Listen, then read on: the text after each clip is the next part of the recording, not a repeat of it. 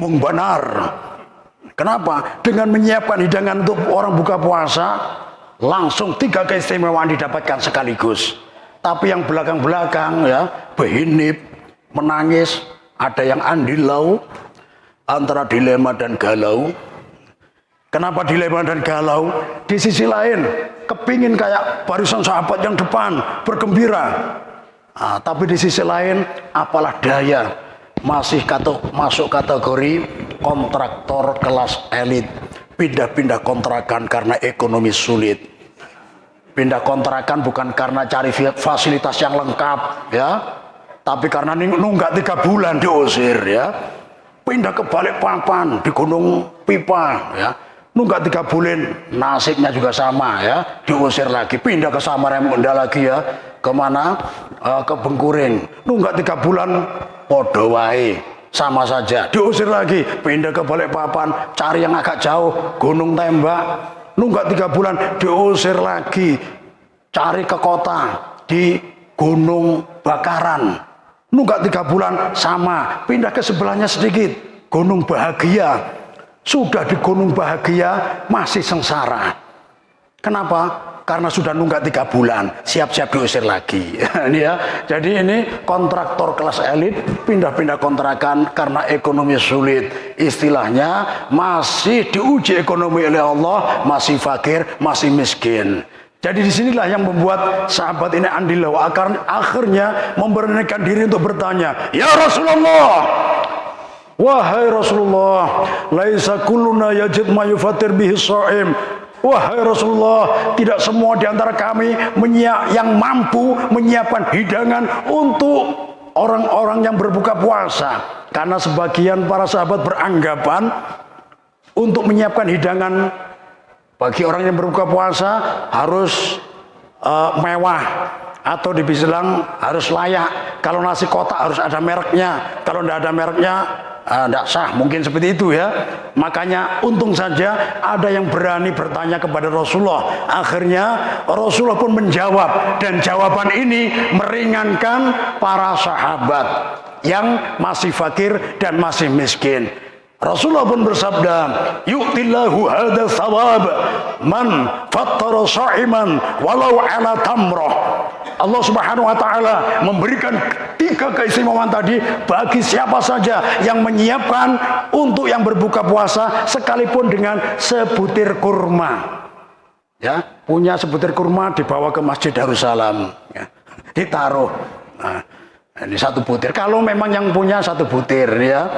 Nah, tapi mohon maaf, perlu kita pahami juga, ya, sekalipun sekarang sangat mudah untuk mendapatkan kurma, tapi masih saja ada sebagian saudara kita yang agak kesusahan dapat kurma. Dalam artian masih lebih mudah bersedekah dengan bentuk kue. Jadi 1 butir kue menempati posisi 1 butir kurma. Jadi tidak harus kurma maksudnya, ya. Jadi wadah yang kita sebutkan, ya, mulai bingkai sampai sesunduk lawang itu menempati posisi 1 butir kurma, ya. Tapi jangan terlalu perhitungan. Ini ada ajil di sebelah sana perhitungan. Oh, jadi 1 butir wadah, 1 buah kue, ya, menempati 1 butir kurma, Ustaz. Inggih bujur cilai, ya. Nukar sanggar, ya. 5 buting. Ditatak 1 buting jadi 10. Jadi 50 sanggar, padahal aslinya, ya, 1 sanggar cuma 5 sanggar aja, ya, ditatak jadi 10. Nah, ini terlalu perhitungan sama malaikat, ya. Enak kalau malaikat bawa catok, dicatok pian, ya. Ini bahaya, ya. Ini bulan Ramadan masih kena penyakit bakhil. Apa itu malaikat bakhil? Al-bakhilu wal kikiru awil pelitu awil meditu awil sekeu awil pamalar. Bakhil adalah kikir, pelit, medit, sekek, pemalar, kayak tokek, ya. Ini tidak bagus, ya. Jangan sampai di bulan Ramadan seperti itu, ya. Luar biasa. Jadi pintu surga dimudahkan oleh Allah, dibuka lebar. Amal-amal soleh yang biasanya kita merasa berat, baca Al-Quran, ya, baca baru 1 lembar, ya, sudah nguap-nguap. Ya. Bulan Ramadan luar biasa, ikut tadarusan, ya. Ada yang Masya Allah satu hari satu juz ya, luar biasa ya. Ini kayak Asmi ini, belum satu juz, di depannya disiapkan 5 gelas, isinya 5 juz ya. Jus apel, jus mangga, jus melon, jus stroberi, terakhir jus dari Arab apa? Jus al-fukat. Ya, itu dari Arab, al-fukat. Ini ya. Jadi yang dibaca belum satu jus tapi sudah minum jus ya, 5 jus habis. Ini ya. Ini di bulan Ramadan luar biasa. Tapi kalau kebetulan malam Lailatul Qadar luar biasa lagi ya. Kita ingatkan mulai awal nyari Lailatul Qadar itu jangan hanya ditunggu malam-malam ganjil. Kalau mulai awal tidak ada persiapan, dijamin pas malam Lailatul Qadar kena angin sepoi-sepoi taguringan bian. Nah ini ya. Jadi kalau persiapan mulai awal dari sekarang, insya Allah ya pas Lailatul Qadar semangat ibadah. Nah, kebetulan kalau Lailatul Qadar ini luar biasa ya. Sekalipun yang kayak ya siapa? Sini ya. Siapa namanya? Ali. Kerennya ya. Sholat 2 rakaat. Ketepatan malam Lailatul Qadar ditulis di Lauhil Mahfuz. Sholat selama 1000 bulan. Berapa 1000 bulan? 83 tahun lebih 4 bulan. Luar biasa ya. Si Azmi tadi baca Al-Quran masih 2 baris ya, 1 halaman belum habis 5 juz tadi ya. Sekalipun belum 1 juz yang dibaca, bahkan belum 1 halaman, masih 2 baris ya. Ketepatan malam Lailatul Qadar ditulis di Lauhil Mahfuz, Azmi mengaji selama 1000 bulan. Wah luar biasa ya. Kemudian mana si Zaki ya, Zaki berzikir ketepatan malam Lailatul Qadar sekalipun putarannya belum 100 apalagi sampai 1000 masih 1 saja ya bahkan 1 macam zikir dan 1 kali astagfirullah. Ini namanya zikir apa? Istighfar. Subhanallah. Tasbih cuma 1 kali ya. Allahu Akbar. Ini ya. Ini zikir takbir istilahnya ya. Baru 1 kali semuanya ya. Ketepatan malam Lailatul Qadar ditulis Zaki berzikir selama 1000 bulan. Luar biasa ya.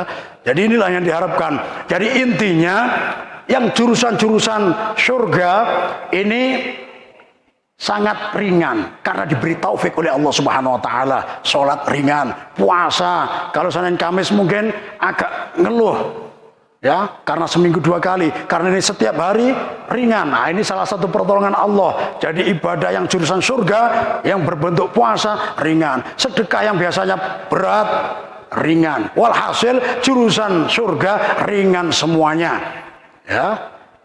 Pintu neraka tertutup, yang jurusan neraka ditutup ya. Makanya biasanya lewat ada anak-anak muda itu, mas bawa apa itu? Botol. Kok gambar apa itu? Topi mereng, topi penceng. Ya, miras kelas ringan. Nah ini ya, berapa harganya? 35.000. Wow. Mau beli Pak Ustadz? Waduh, nggak boleh ya. Miras itu ya. Nah, itu di luar Ramadan. Di dalam Ramadan tidak ada lagi ya, diganti es teh semua ya. Paling tidak macam-macam jus tadi ya, luar biasa. Walhasil yang jurusan neraka ini ditutup oleh Allah Subhanahu wa taala. Wasufidati syayatin, setan-setan juga terbelenggu.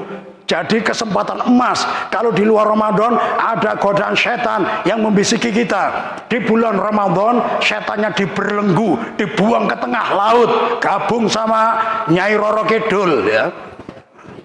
Loh Pak Ustadz, kok saya tadi di pasar ada warung soto, warung rawon, sendalnya ini ukurannya 41, 42. Jadi bukan anak-anak di warung.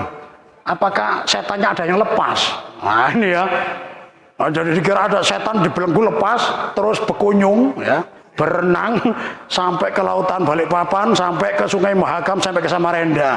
Akhirnya di pasar pagi ganggu orang. Ayo itu rawonnya lagi panas, sotonya lagi panas. Ya.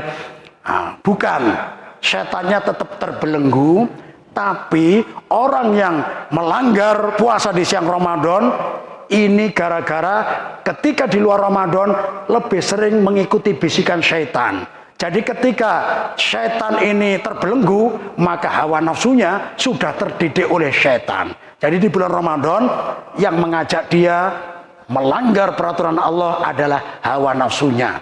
Makanya lebih ringan. Kalau di luar Ramadan kita melawan hawa nafsu sendiri, belum lagi dibisiki syaitan. Tapi kalau bulan Ramadan, syaitannya sudah dibelenggu, tinggal mengalahkan hawa nafsu kita. Ya, lebih ringan. Ini pertolongan dari Allah Subhanahu wa taala. Jadi walhasil kalau pokoknya kalau bahasa Spanyol amalan jurusan surga ini istilahnya munggah swarga. Apa? Naik surga. Ini ya. Kalau bahasa Indonesia masuk surga. Ya. Bahasa Portugisnya kalau masuk neraka tajabur neraka. Nah, dia itu. Kalau Indonesianya masuk neraka. Jadi surga juga masuk, neraka juga masuk ya. Kalau Portugis munggah swarga, naik surga. Nah, dari istilah ini kita sebenarnya bisa mengambil kefahaman. Jadi sebenarnya amal-amal soleh ini kalau kita lakukan berat. Kenapa? Karena kita sedang naik derajat. Jadi tangga yang naik ke atas namanya darajatun, darajah. Seperti tangga di mimbar ini. Tangga pertama darajatun. Tangga kedua darajatani, 2 tangga, 3 tangga atau lebih darajat. Makanya amal-amal soleh kita ini ya kita lakukan berat karena naik ke atas. Lain halnya sama yang jurusan neraka tadi, ya. Anak-anak yang pemuda di luar sana ya. Kalau sini alhamdulillah soleh, solehah semua, ya. Oh di luar sana ya jurusan neraka. Tadi tuh lihat topi penceng dibuka, ditenggak, gelek. Nggak perlu diajari, nggak susah. Langsung tajabur neraka. Jurusan neraka. Jadi ringan. Nah, itu ya. Tapi ingat, ya, secara umum jurusan surga ini murah meriah. Ya, mohon maaf ini saya masih ingat ini bapak-bapak ini.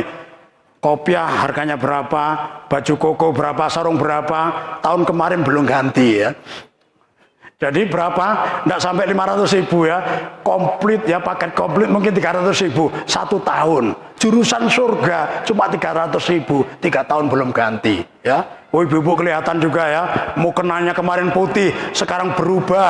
Padahal mukenanya sama, warnanya saja yang berubah.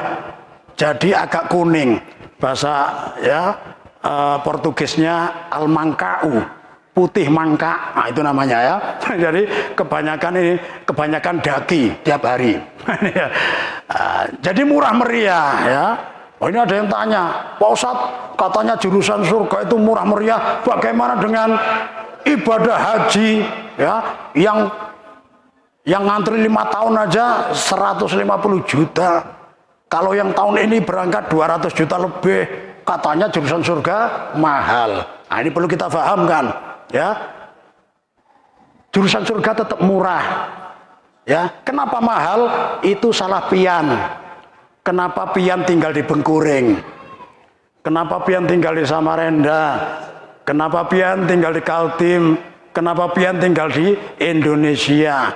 Jadi harus ke Mekah, harus naik pesawat berapa? Ya, ketika nginap di hotel, ya hotelnya juga bukan ampun julak pian ya, bukan milik Pak D kita. Nah, itu ya.